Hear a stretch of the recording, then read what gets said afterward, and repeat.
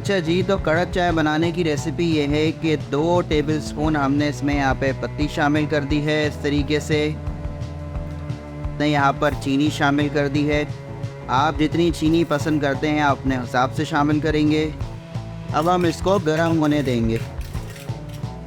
अच्छा जी, तो यहाँ पर हमने इसको गर्म कर लिया है। जब ये इस कंडीशन में आ जाएगा तो हम यहाँ पर इसमें पानी शामिल कर देंगे एज यू रिक्वायर्ड, इस तरीके से। अच्छा जी, हमने अपने हिसाब से required amount of water add कर दिया है। अब हम वेट करेंगे उसके उबाल आने का।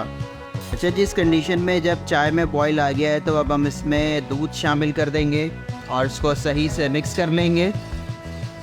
और अब हम इसमें भी बहुत तेज़ बॉयल आने का वेट करेंगे। अच्छा जी, चाय में बॉयल आ चुका है। अब हम इसको कर लेते हैं सर्व। लीजिए जनाब, तो हमारी रोस्टेड टी तैयार हो चुकी है। और अगर मौसम बारिश का हो तो इस चाय का कोई जवाब नहीं। इसे लाजमी बनाइएगा। वीडियो पसंद आई हो तो लाइक करें, शेयर करें और हमारे चैनल को ज़रूर सब्सक्राइब करें।